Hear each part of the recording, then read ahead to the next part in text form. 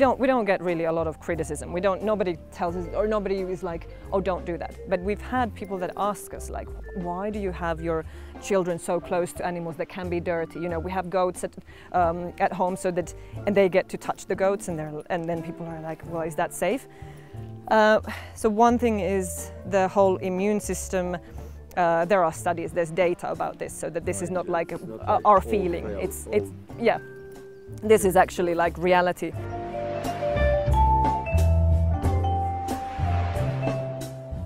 But then there's the other side of animals being used as therapy. You have hospitals and elderly houses for elderly people that also use animals. For you know, there's like studies also even about this, that if you suffer from Alzheimer's or depression, right, animals can help you with that. Yeah. So that, okay, with children you don't have the problem yet, yeah, but at the same time, if it can help with those things, it can have an effect on the children's mental health as well.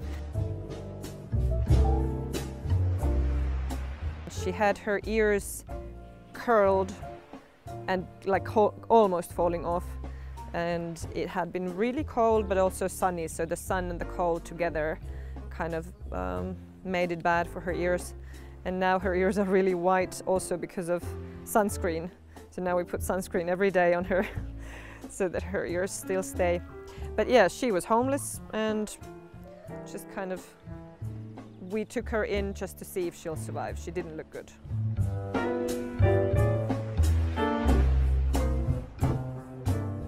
I was talking with a friend of mine who told me that she's grown up at a farm, you know, 40 years ago, and but her family never brought the animals inside the house, which is normal. That's understandable and normal.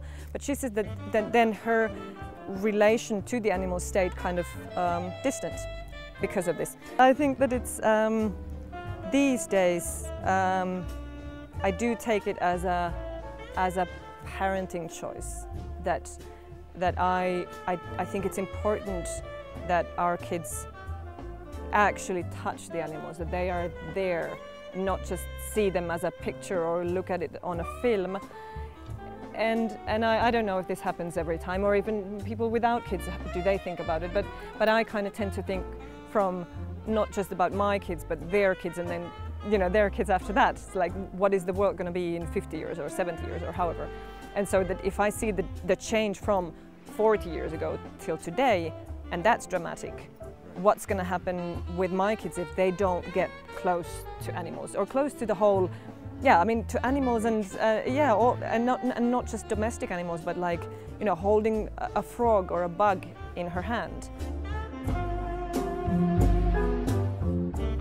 And Lotta basically came here to spend her winter holidays. I said to the friend, she was going on winter holidays, so I said to my friend that you can drop off Lotta here. She can spend her holiday here, and then when you come home, we'll see what's going to happen. And you know, she was here for 2 weeks, and it's like impossible to make her move on. She was small. She was, you know, very much a baby, but you could see quickly that she's so smart, and again, good with dogs, good with humans, good with the other cats and everything. So that it did not actually even cross our mind to try and look for another home for her, because she just fit into the pack so well. With our thing, you know, we have so many animals that you have to, when another animal comes in, they have to fit into the pack. If they start to make trouble with the other animals, then we're going to have to let them go. We cannot keep anyone that makes any problems.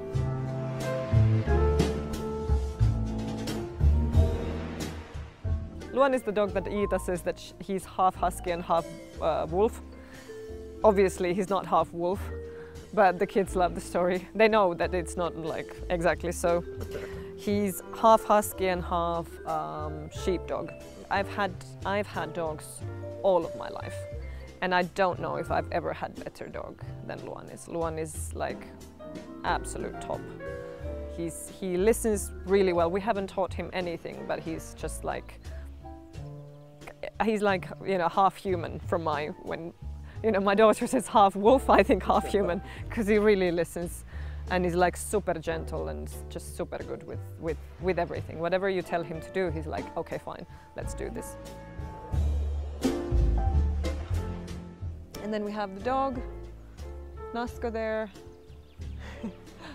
who several years ago started to hang around here. And we weren't feeding him, but he was just like hanging around. We had other dogs and he wasn't being too friendly with them, but he would stay like enough far from the other dogs. And then at some point we said, okay, if he's sticking around, he's not going, we'll have to start feeding him. And then eventually he became the leader of the pack. So in the beginning he was off leash all the time, then he started to get into trouble a bit. So we put him on the leash, but he is the boss of all our dogs. She lifts the legs of the same, or the limbs on the same side, which is not normal for a dog when she walks. So that the breeder gave the dog and said they cannot, you know, have her, use her, or, you know, cannot sell her. Now she's 9 years old. So far so good, and she lives free all the time. She's never on the leash. She doesn't go too far. All the neighbors know her. All the neighbors feed her as well, and pet her. And you know, she's everybody's favorite because she's so nice.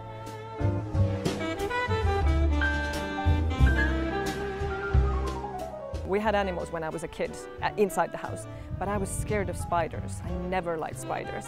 Yeah. And then when my kids came, I decided that I have to do it a bit differently. I need to tell my kids that spiders are great, because they actually are. They're needed. Every living organism is needed for one reason or the other. So I said, okay, I have to tell this to my kids. So I kept telling my older one when she was like 2 years old, I said, oh, what a nice looking spider. And when I saw a spider, I would call for her to come and see it. She didn't like spiders, but she learned it in a way that she would call for me. You know, when she was 2 and 3, she would be like, oh, Mom, you've got to come and see this because you love spiders. And then a few years later, now she loves spiders. But it went from this, that I had to show that I'm not scared of them. I actually love them. Because I'm the example to her. And so is every parent to their child. You are the example. They won't take everything you say for real, but you could try, you know. So that, and now to this day, I haven't told her that I don't really like spiders. I mean, I like them, but I don't want them on my hand. But she actually, she holds them. You know, when she sees a spider hanging, she loves to pick it up and then, you know, take it to places. So that, and I don't, you know, I like most other animals I like, but the difference that I see with my kids, that they are like super gentle and enthusiastic with frogs and lizards and not to mention, you know, kittens and every other animal, but like also these animals that most people are scared or disgusted by.